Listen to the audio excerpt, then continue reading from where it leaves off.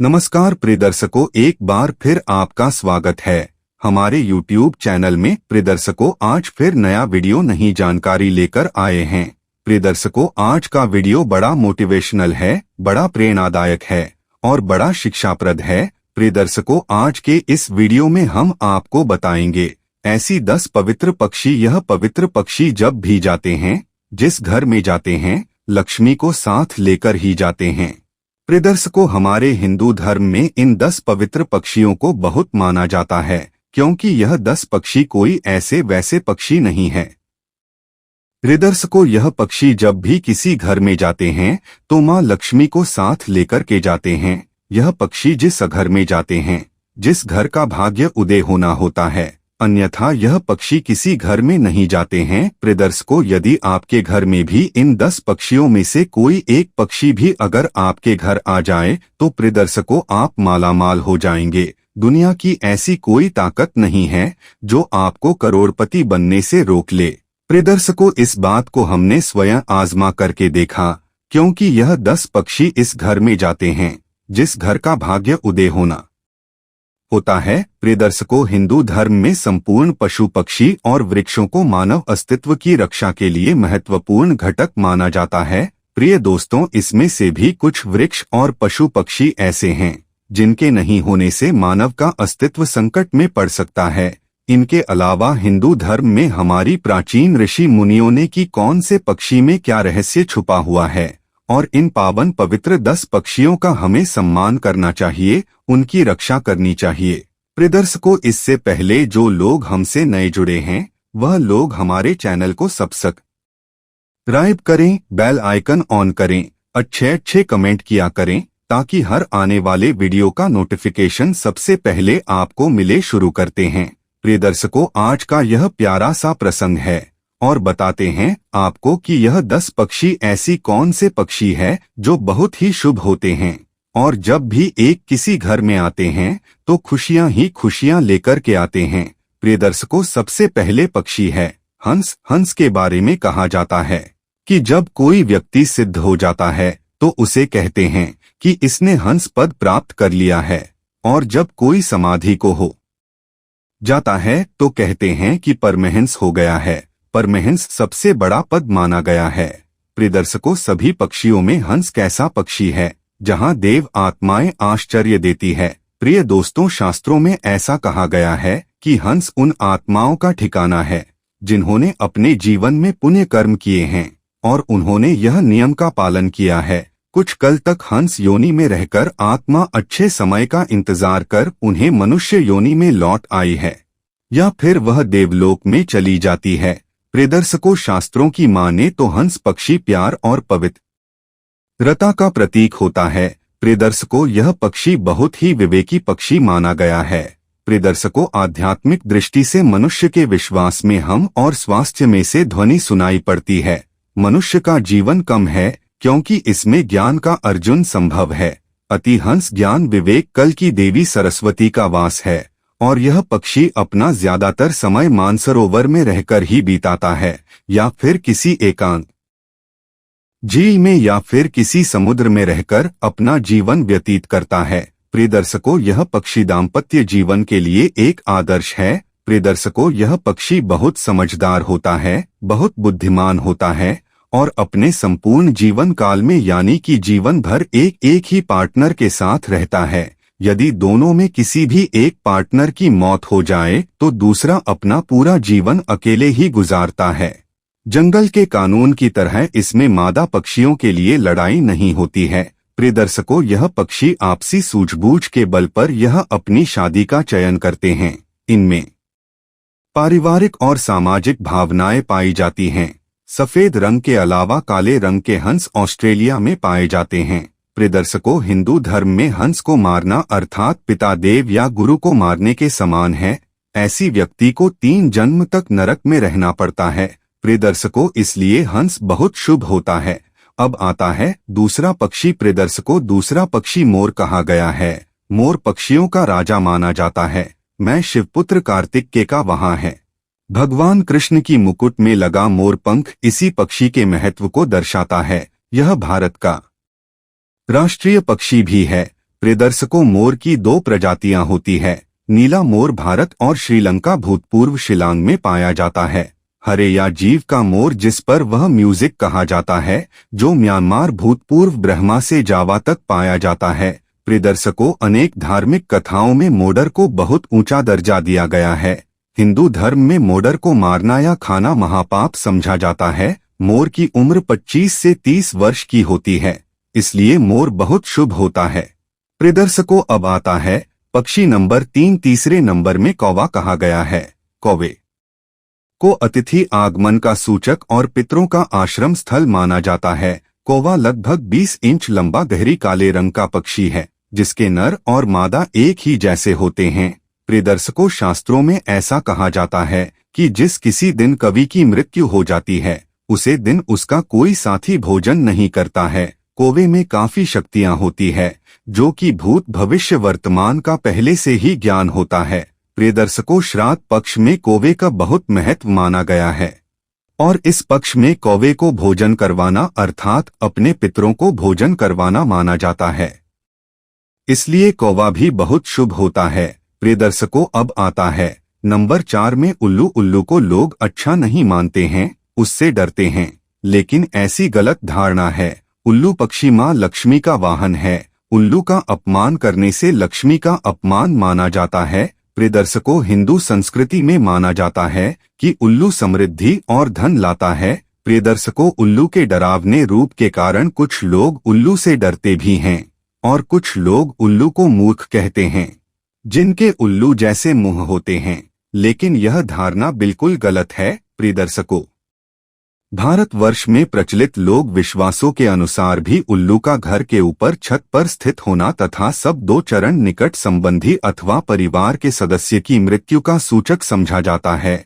सचमुच उल्लू को भूत भविष्य और वर्तमान में घटी घटनाओं का पहले से ही ज्ञान होता है। प्रिय दोस्तों, उल्लू उड़ान भरने में बहुत अच्छा होता है, अर्थात पंखों की आवाज किए बगैर ही यह मीलों उड़ान भर सकता है। उल्लू की आंखें रात में दूर तक देखने की क्षमता रखती है। यह प्राणी दिन में सोता है और रात में जागता है।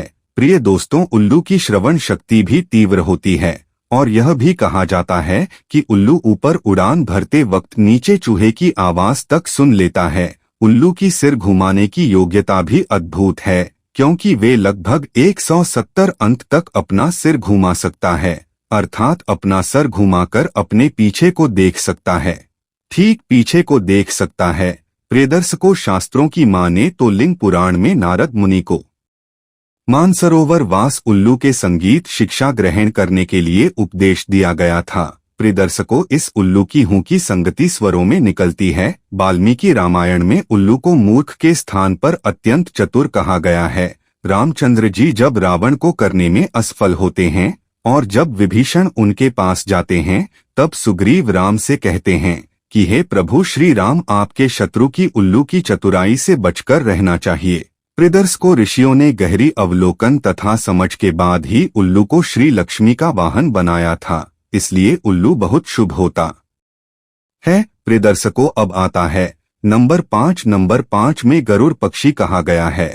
प्रियदर्शकों, शास्त्रों में पक्षियों में गरुड़ को सबसे श्रेष्ठ माना गया है।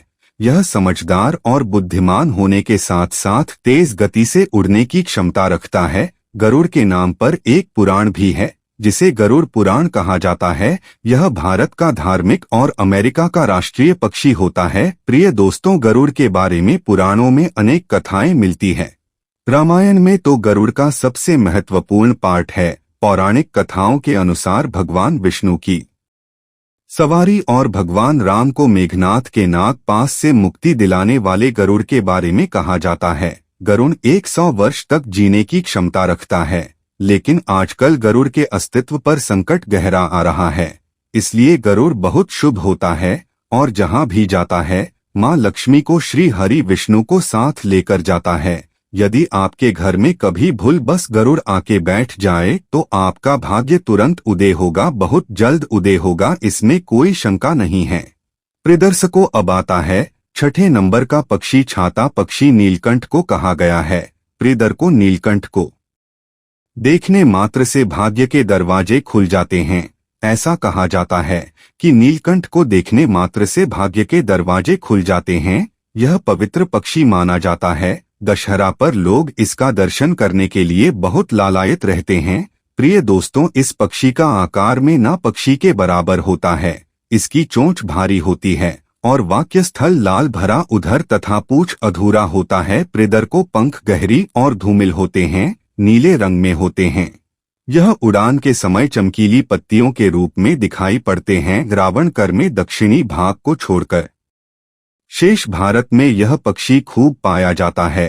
प्रिय दर्शकों, इसलिए नीलकंठ पक्षी बहुत शुभ होता है। अब आता है 7वां नंबर का पक्षी। प्रियदर्श को 7वें नंबर का पक्षी तोता कहा गया है। प्रियदर्श को कई लोग तोता को मिट्ठू भी कहते हैं। तोता का हरा रंग बुध ग्रह के साथ जोड़कर देखा जाता है। आते घर में तोता पालने से बुध की कुदरत का प्रभाव दूर होता है। घर में तोते का चित्र लगाने से बच्चों की पढ़ाई में मन लगता है। वास्तुशास्त्र के अनुसार उत्तर दिशा में तोते की तस्वीर को लगाने से पढ़ाई में बच्चों की रुचि बढ़ती है, साथ ही उनकी स्मृति में भी इजाफा होता है। प्रिय दर्शकों, इसके अलावा आपने बहुत से तोता पंडित देखे होंगे जो भविष्यवाणियां करते हैं। तोते के बारे में बहुत सारी कथाएं पुराणों में मिलती है। इसके अलावा जातक कथाओं में पंचतंत्र की कथा में भी तोता का किसी न किसी कथा में शामिल किया गया है। तोता अक्सर तमाशा दिखाने वाले और जादूगरों के पास खूब देखा जा सकता है। यह पक्षी बहुत समझदार होता है। धीरे धीरे मनुष्य की तरह बोलने लगता है, बच्चों की आवाज को पहचानने लगता है, आदमी की बोली की नकल बखूबी कर लेता है। तोता एक बार में 4 से 6 अंडे देता है और ज्यादातर पक्षियों की तरह नर व मादा अपनी घरेलू जिम्मेदारी मिलजुल कर निभाते हैं। अधिकांश प्रजातियां पेड़ की को में एक बार में 4 से 8 अंडे देती है। 10 को इसलिए 2 सागर में रखना बहुत शुभ होता है। प्रिय दर्शकों, अब आता है 8वां नंबर का पक्षी। 8वीं नंबर में कबूतर कहा गया है। प्रिय दर्शकों, कबूतर को कबूतर भी कहते हैं। यह शांति का प्रतीक माना गया है। भगवान शिव ने जब अमरनाथ में पार्वती को अजर अमर होने की कथाएं सुनाई थी तो कबूतरों के एक जोड़े ने यह कथा सुन ली थी, तभी से अमर हो गए हैं। आज भी अमरनाथ की गुफा के आसपास यह कबूतर देखे जा सकते हैं। बड़े भाग्यशाली लोगों को अमरनाथ की गुफा के आसपास यह कबूतर का जोड़ा दिखाई देता है। कहा जाता है कि सावन की पूर्णिमा को यह कबूतर गुफा में दिखाई पड़ते हैं, इसलिए कबूतर का महत्व दिया जाता है। पहले के जमाने में कबूतर ही डाकिये का काम करता था। पुराने समय में ही नहीं बल्कि 19वीं सदी की शुरुआत होने वाले पहले विश्व युद्ध तक कबूतर के माध्यम से संदेश भेजा जाता था। प्रिय दर्शकों, अजीब बात है कि कबूतर मीलों तक जाकर संदेश देकर पुनः लौट आते थे। प्रिय दोस्तों, बताया जाता है कि हमिंग प्रजाति के कबूतर अपनी जगह से 1700 किलोमीटर आगे उठकर जाने पर भी रास्ता भटके बिना वापस अपने स्थान पर आ जाते थे। प्रिय दर्शकों, कबूतर की उड़ने की रफ्तार की क्षमता 60 किलोमीटर प्रति घंटा होती है, जो कि संदेश एक जगह से दूसरी जगह पहुंचाने के लिए पर्याप्त। इस पक्षी के बारे में वैज्ञानिक बताते हैं कि यह कबूतर सूर्य की दिशा गढ़ और पृथ्वी के चुंबक तत्व से वापस लौटने की दिशा तय कर देते थे। प्रिय दर्शकों, अब आता है पक्षी। 9 नंबर में बगुला पक्षी को कहा गया है। आपने कहावत सुनी होगी कि बगुला भगत अर्थात ढोंगी साधु। धार्मिक ग्रंथों में बंगलों से जुड़ी अनेक कथाओं का उल्लेख मिलता है। पंचतंत्र में एक कहानी है। बगुला भगत पंचतंत्र की प्रसिद्ध कहानियों में से एक है। प्रिय दर्शकों, भूखल के नाम पर एक देवी का नाम भी है जिसे बगलामुखी कहते हैं।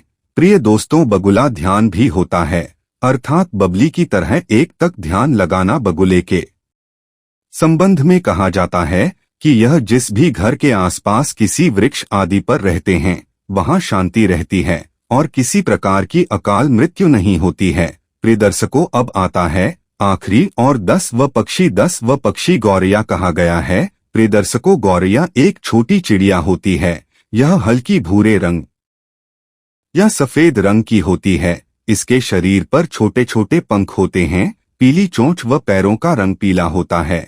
हर गौरैया की पहचान उसके गले के पास काले धब्बे से होती है। 14 से 16 सेंटीमीटर लंबी यह चिड़िया मनुष्य के बने हुए घरों के आसपास रहना पसंद करती है। प्रिय दर्शकों, भारतीय पौराणिक मान्यताओं के अनुसार यह चिड़िया जैसी होती है, घर में या उसके आंगन में रहती है, वह सुख शांति बनी रहती है, खुशियां उनके द्वारा पर हमेशा खड़ी रहती है और वह घर दिनों दिन तरक्की करता रहता है। इसके अलावा भी हिंदू धर्म में ऐसे और विपक्षी है जिनका धार्मिक और आध्यात्मिक महत्व माना गया है। प्रिय दर्शकों, पक्षियों को हिंदू धर्म में बहुत ज्यादा माना गया है। कहते हैं जिस दिन आकाश में पक्षी लुप्त हो जाएंगे उसे दिन धरती से मनुष्य भी लुप्त हो जाएंगे। किसी भी पक्षी को मारना बहुत बड़ा पाप होता है और यह भी कहा जाता है कि पक्षियों को मारना यानी कि अपने पूर्वजों को मारना, अपने माता पिता को मारना, अपने पितरों को मारना, अपने देवी देवताओं को मारना माना जाता है। प्रिय दर्शकों, लिखा गया है और कहा गया कि जो लोग पक्षियों को मारते हैं वह लोग सदा सदा के लिए गरीब बनकर रह जाते हैं। उन लोगों का भाग्य कभी उदय नहीं होता। उनके घर के देवी देवता हमेशा उन लोगों से रुष्ट होते हैं। इसलिए कभी भी किसी पक्षी को नहीं मारना चाहिए। प्रिय दर्शकों, यह 10 शुभ और पवित्र पक्षी जो जिस घर में जाते हैं उसे घर का भाग्य उदय हो जाता है, उसे घर की दिनचर्या बदल जाती है। प्रिय दर्शकों, हम आशा करते हैं कि आज की यह वीडियो आप लोगों को बेहद पसंद आई होगी और इस जानकारी से आप ढेर सारे लाभ उठाएंगे। मिलते हैं दोस्तों आने वाले नेक्स्ट वीडियो में। तब तक अपना ख्याल रखें जी। नमस्कार।